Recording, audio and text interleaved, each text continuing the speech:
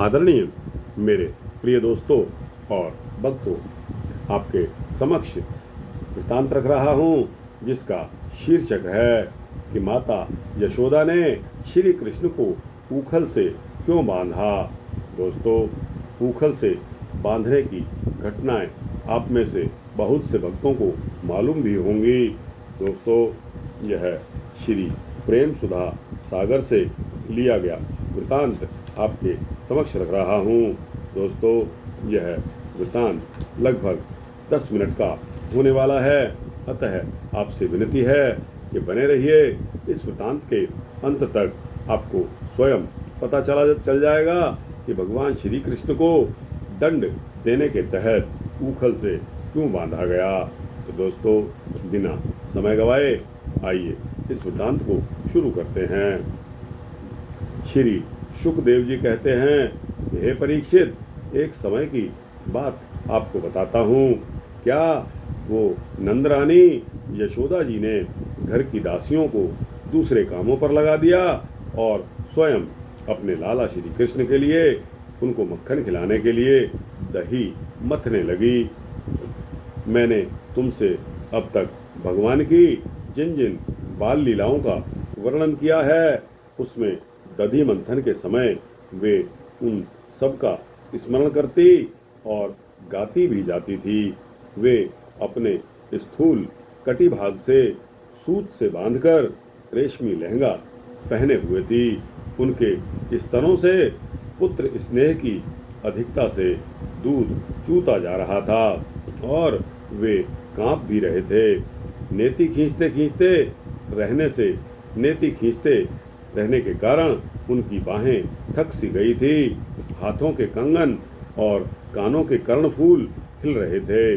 मुंह पर पसीने की बूंदें साफ झलक रही थी और चोटी में गुथे हुए मालती के सुंदर पुष्प गिरते जा रहे थे। सुंदर बाहों वाली माता यशोदा इस प्रकार दही को मथ रही थी। उसी समय भगवान श्री कृष्ण स्तनपान के लिए दही मथती हुई अपनी माता यशोदा के पास आ गए। उन्होंने अपनी माता के हृदय में प्रेम और आनंद को और भी बढ़ा दिया। प्रेम और आनंद को बढ़ाते हुए दही की मथानी को पकड़ लिया तथा उन्हें मथने से रोक दिया। श्री कृष्ण माता यशोदा की गोद में चढ़ गए। वात्सल्य स्नेह की अधिकता से उनके स्तनों से दूध तो स्वयं ही झर रहा था। वे उन्हें पिलाने लगी और मंद मंद मुस्कान से युक्त उनका मुख देखने लगी। इतने में ही दूसरी ओर अंगीठी पर रखे हुए दूध में तूफान आ गया। उसे देखकर यशोदा जी ने उन्हें अतृप्त ही छोड़कर जल्दी से दूध उतारने के लिए चली गईं। इससे श्री कृष्ण को कुछ क्रोध सा आ गया। उनके लाल लाल होंठ फड़कने लग गए। उनके दांतों से चबाकर श्री कृष्ण ने पास ही पड़े हुए लोढ़े से दही का मटका फोड़ डाला। बनावटी आंसू आंखों में भर लिए और दूसरे घर में जाकर अकेले में बासी मक्खन को खाने लगे। यशोदा जी औंटे हुए दूध को उतारकर फिर मथने के लिए चली गई। वहां देखती हैं तो दही का मटका यानी कि कमोरा टुकड़े टुकड़े हुआ पड़ा है। वे समझ गई कि ये सब मेरे लाला की ही करतूत है। साथ ही उन्होंने उन्हें वहां न देखकर यशोदा माता को हंसी आ गई।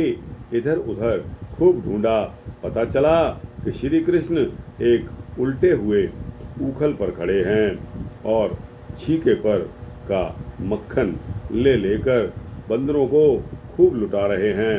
उन्हें यह भी डर है कि कहीं मेरी चोरी खुल न जाए, इसलिए चौकन्ने होकर चारों ओर देखते भी जाते हैं। ऐसा देखकर यशोदा रानी पीछे से धीरे धीरे उनके पास जा पहुंची।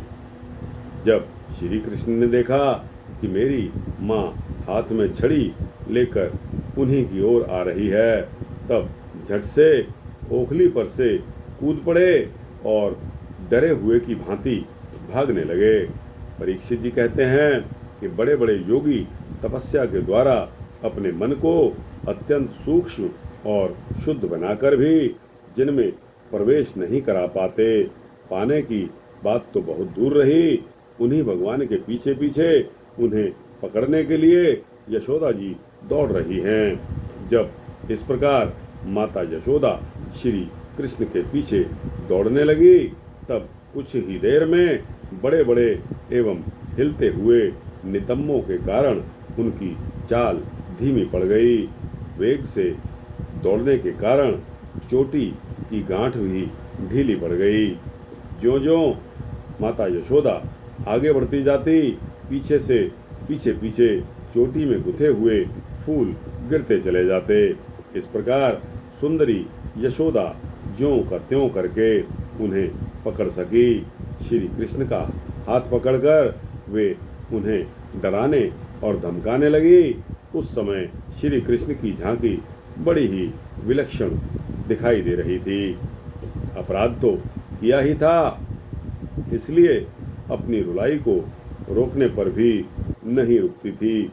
हाथों से आंखों को मल रहे थे, इसलिए मुंह पर काजल की स्याही फैल गई। पिटने के भय से आंखों के ऊपर की ओर उठ गई थी। पिटने के भय से आंखें ऊपर की ओर उठ गई थी। उनसे व्याकुलता सूचित हो रही थी। जब यशोदा जी ने यह देखा कि लल्ला बहुत डर सा गया है, तब उनके हृदय में वात्सल्य स्नेह उमड़ आया। उन्होंने अपनी छड़ी को फेंक दिया। इसके बाद में सोचा कि इसको एक बार रस्सी से तो कम से कम बांध ही देना चाहिए, नहीं तो यह कहीं भागकर चला जाएगा। परीक्षित जी कहते हैं कि अगर सत्य पूछो तो यशोदा मैया को अपने बालक के ऐश्वर्य का पता ही नहीं था, जिसमें न बाहर है न भीतर है, न आदि है न अंत है, जो जगत के पहले भी थे, बाद में भी रहेंगे। इस जगत के भीतर तो हैं ही, बाहरी रूपों में भी वही हैं, और तो और जगत के रूप में भी वह स्वयं वही हैं। यही नहीं, जो समस्त इंद्रियों से परे और अव्यक्त हैं, उन्हीं भगवान को मनुष्य का सा रूप धारण करने के कारण और पुत्र समझकर यशोदा रानी रस्सी से उखल में ठीक वैसे ही बांध देती हैं जैसे कोई साधारण सा बालक हो। जब माता यशोदा अपने ऊधमी नटखट लड़के को रस्सी से बांधने लगी, तब वह 2 अंगुल छोटी पड़ गई। तब उन्होंने दूसरी रस्सी को लाकर उसमें जोड़ दिया। जब वह भी छोटी पड़ गई, तब उसके साथ और रस्सी को जोड़ दिया। इस प्रकार ज्यों-ज्यों वो रस्सी लाती और जोड़ती जाती, त्यों-त्यों जुड़ने पर भी वे सब 2-2 अंगुल छोटी ही पड़ती गई। यशोदा रानी ने घर की सारी रस्सियां जोड़ डाली, फिर भी वे भगवान श्री कृष्ण को बांध नहीं सकी। उनकी असफलता पर देखने वाली गोपियां मुस्कुराने लगी और वे स्वयं भी मुस्कुराती गई और आश्चर्यचकित हो गई। भगवान श्री कृष्ण ने देखा कि मेरी माँ का शरीर पसीने से लथपथ हो गया है, चोटी में गुथी हुई मालाएं भी गिर गई हैं और वे बहुत थक सी गई हैं। तब कृपा निधान ने कृपा करते हुए वे स्वयं अपनी माँ के बंधन में बंध गए। परीक्षित जी कहते हैं कि भगवान श्री कृष्ण परम स्वतंत्र हैं। ब्रह्मा, इंद्र आदि के साथ यह संपूर्ण जगत उनके वश में है। फिर भी इस प्रकार बंधकर उन्होंने संसार को यह दिखा दिया, यह साबित कर दिया कि मैं अपने प्रेमी भक्तों के वश में रहता हूँ। ग्वालिनी यशोदा ने मुक्तिदाता मुकुंद से जो कुछ अनिर्वचनीय कृपा प्रसाद प्राप्त किया, वह प्रसाद ब्रह्मा, पुत्र होने पर भी, शंकर आत्मा होने पर भी और वक्ष स्थल पर विराजमान लक्ष्मी अर्धांगिनी होने पर भी न पा सके, नहीं पा सके।